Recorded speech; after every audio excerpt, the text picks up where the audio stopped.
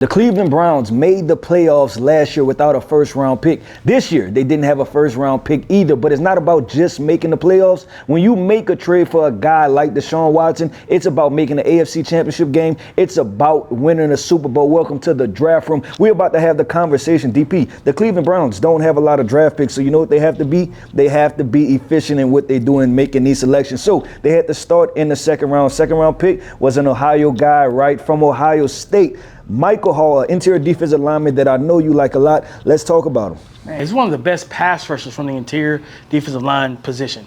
Athletic, agile, quick twitch. But even though he plays at around 285 to 290, he's ideally a three-tech. He has some strength to him. I think he had 34-inch arms as well, where he measured at the combine. And it's all about putting guys around Myles Garrett. Myles Garrett is one of the top 3 most double-teamed edge rushers in the NFL, right? He's sitting in a division where he's watching TJ Watt, who's highly productive, not get double teamed as much. He's dealing with more one-on-one opportunities, and the more pressure you could take off of Myles Garrett, the more efficient you make Myles Garrett. A more efficient Myles Garrett is kind of scary to think about, Keith, because he's already an elite defender. So Michael Hall Jr. on third downs, especially at that three-tech position, once he gets going, he has 3, 4, 5 sacks in a season, teams start to figure out, like, hey, we got to do something to slow him down. And now it's all about picking your poison. Do I slow him down? Do I slow down Myles Garrett? Yeah, I agree 100%. I think with the Michael Hall pick, it was about adding to what was already a strength, right, and getting stronger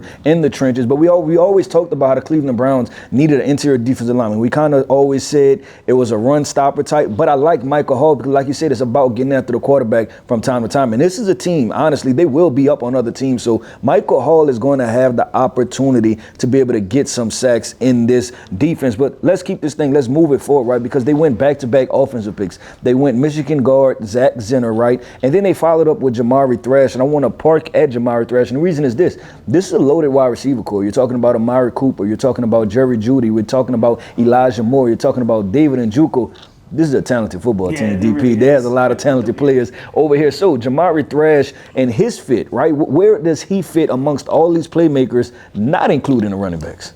He's going to have to earn his keep for sure, because there's a lot of talent there. But route running, tempo, I remember talking to him and interviewing him before the draft, and he's very detailed. This young man's going to come in. Kevin Stefanski is going to love him. He's going to put the work in. He's a film. Like, he just loves to watch film. He said, I got to learn about what the defense is doing that I'm facing. I need to learn about the DBs I'm facing. Very detail-oriented. And walking into a room, and he's excited to be able to, like, he was excited already, talking about a guy he already studied and watched a little bit, was Amari Cooper, and come to find out, now that's his teammate. So they're getting the guy who's going to come in and work. He can play the Z. I think he can play the slot as well because of his route running and release package. And he's a pretty decent athlete as well. Yeah, I agree 100%. I think for Jamari Thrash, for Cleveland Brown fans out there, if you're talking about projecting him to the 2024 season, right, it's wide receiver 4, it's wide receiver 5. Obviously, I named off the other guys, but this is a football player. You talked about the IQ. We seen him at the Senior Bowl.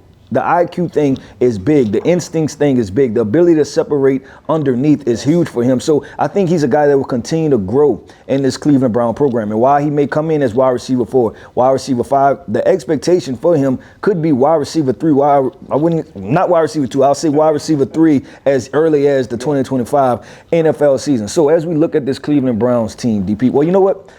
I'm going to stop. Because I know there's one guy you want to talk about the back end of the draft, Mr. Nathaniel Watson, the Mississippi State linebacker. And let's have a conversation about him because he just adds more physicality to this defense. You already have Jeremiah Owusu-Koramoah, JOK. Do it all weapon at the second level. The reason why I like Nathaniel Watson here is that when he gets on the field, he fits this team. He fits this division, right? Boogie. He's a boogeyman out there. He's a heavy hitter. He loves to work downhill. And I interviewed him at the Senior Bowl, and he has no problem being physical, whether that's attacking offensive linemen as a blitzer, but also running the alley. Running backs want to hit that hole. Just understand it. If he's there, he is trying to lay you out. That's just the type of player he is. So bringing another physical linebacker at the second level, he also can line up on the edge as well too, Keith. He can do a lot of different things. So wherever he falls in this order, he also will play special teams. He does not mind doing whatever the defense needs him to do. Yeah, this is the second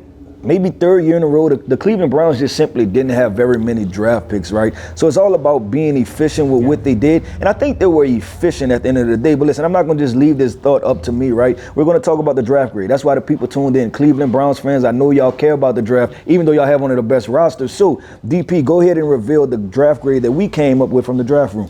B-. They had a good draft, right? Getting Michael Hall, Trevor Keegan, and throwing him into that interior offensive line situation. Coming out of Michigan, he knows how to run block. They did that all season for the whole 2 years. I believe he was a starter, and just putting them into a team that wants to run the ball, set their quarterback up with play action pass. Deshaun Watson, Nick Chubb, hopefully returns back at full health after that scary knee injury. Nonetheless, they're going to run the ball, and Trevor Keegan will be able to help. Like you said, Nathaniel Watson, Jamari Thrash, they did a good job. Yeah, so there you have it, Cleveland Browns fans, right? Y'all made the playoffs last year. This 2024 NFL draft class should help you, but we all know Deshaun Watson has to play good football.